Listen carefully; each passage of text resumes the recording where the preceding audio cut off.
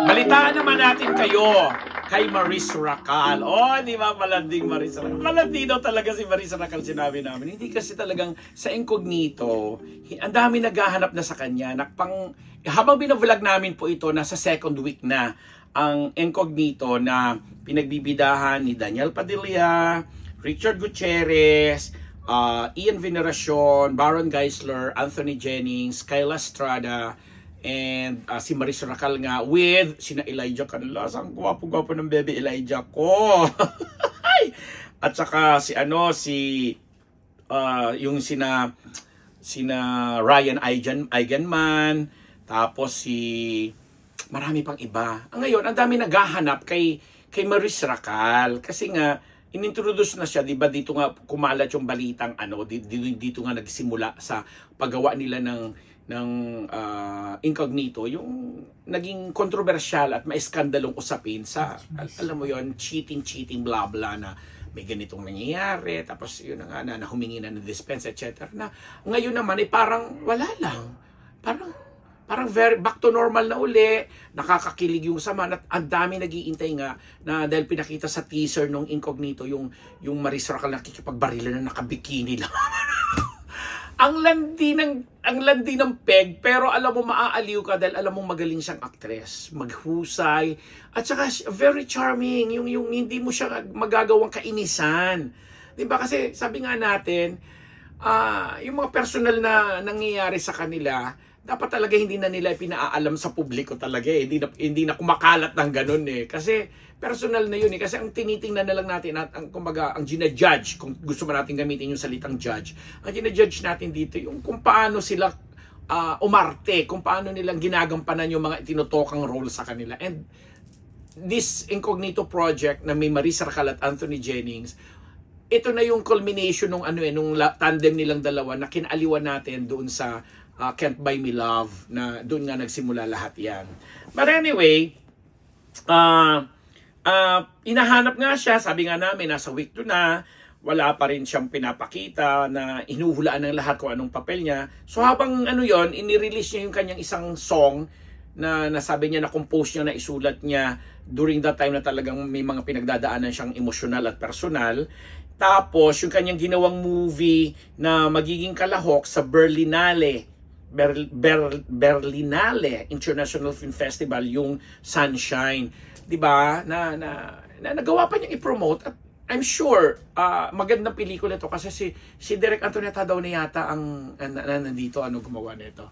Hindi namin alam, wala kami masyadong info tungkol dito sa movie, pero nung mabalitaan namin na naganado si Maris na i-promote ito kasabay ng ginagawa niyang Incognito, di naaliw na rin kami for the And of course with Anthony Jennings, na talaga namang nagpapakita rin ng kakaibang husay niya sa pagganap, na alam mo yung action star na nagpapatawa pero seryoso sa ginagawa niya. Although may mga komento kaming nababasa or nababalitaan na yung kakulitan nga niya minsan daw sa set. Ayan, ang reliable nito, di ba, Baron daw talaga, sinabi ko, Baron, guys. Ang kakulitan niya sa set, na nadadala niya, dahil yung karakter niya makulit din talaga.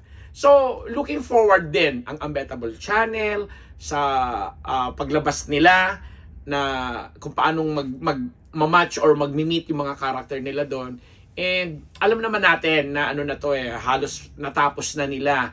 Mga ilang lang yata kasi 'di ba 100 plus episodes, kagaya nung napapanood natin nasa Netflix ngayon. Sa Netflix kasi kami nakakanood dahil nahahabol namin yung oras, not for anything kasi syempre busy, laging nasa labas.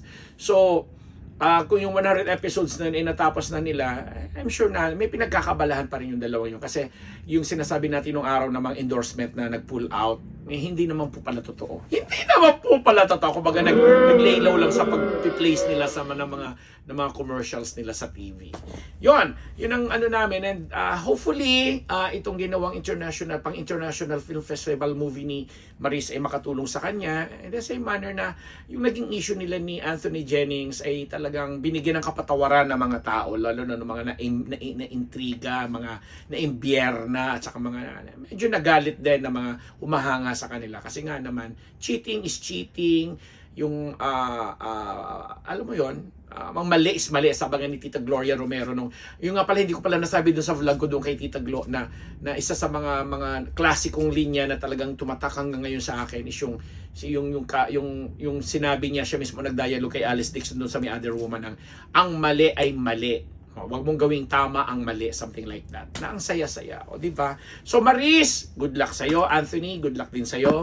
So, hindi ko alam kung magsisegue ba ako sa panibagong topic or pag-iisahin ko na lang or tatapusin ko na ito, Donita, dahil hindi ko alam kung nakailang minuto na ako. Pero ganun pa man sa mga mambabash dyan.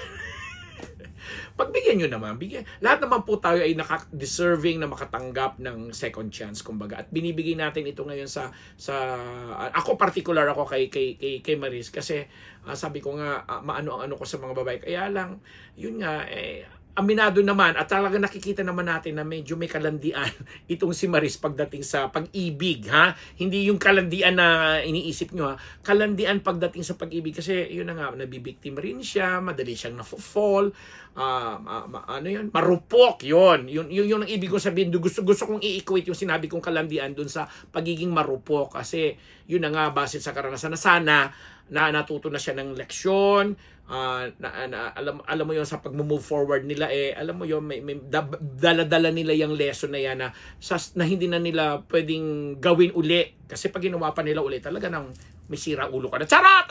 Hindi naman, hindi natin masasabi, pero yun, ang importante may leksyon na natutunan at yung leksyon na yun ay dapat na talaga pinaninindigan. Yun.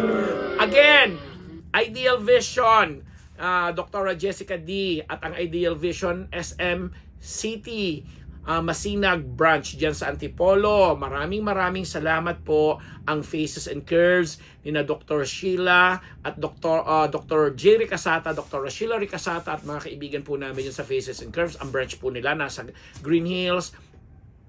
Si Dr. Pong Magtibay ng One Dental Clinic, may branch po sila dito sa malapit sa Welcome Rotonda. Talagang mga branches, sinabi ko na pati na po itong Gorgeous Smile ni Dr. Jess Solis, may branch sila dyan sa may White Plains at saka dito sa may E. Rodriguez.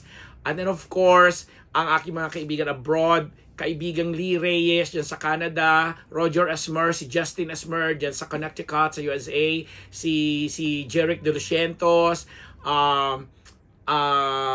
si Soki Esteves, and si Lani Michel. Maraming salamat sa laging pagtukay. Kahit mga team replay kayo, no? Hindi. Kasi po tinitape na po namin ito bago po kami At saka live, na ito, wala nang edit ito, diretso na. At Lolita Di Dios Katsuki dyan sa Japan. Kay kay Gwendy Cruz, yan, at saka kay Tirso Cruz IV, ng mga kaibigan natin. Si Gwendy, taga Japan din yan. At marami pang iba na nagme-message po sa amin.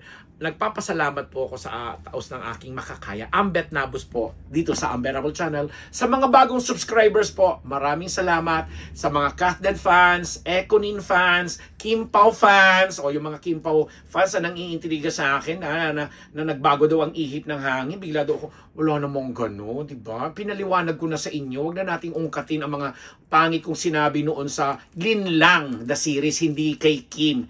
Again, kinukorek ko yan na hindi ko kailanman, ay nako, wag na nga lang paliwanag. Basta, congratulations. Kim, maraming salamat. Kay Lakam, sa iyong kapatid, sa iyong ate. Thank you very much din. At sa mga iba pang mga fanatics dyan. Kay KD Estrada, at saka kay Alexa. Oh my God, nung magkita kami dun sa isang premiere night, ang saya-saya namin. Of course, kay Seth Fedelin, at saka kay Francine Diaz of Andrea Brillantes, alam mo na, magkikita tayo very soon. At saka kay Enrique Hill, Ken, I love you talaga. Ako po ang inyong lingkod, Papa Vera Malambet Nabus, nagpapasalamat.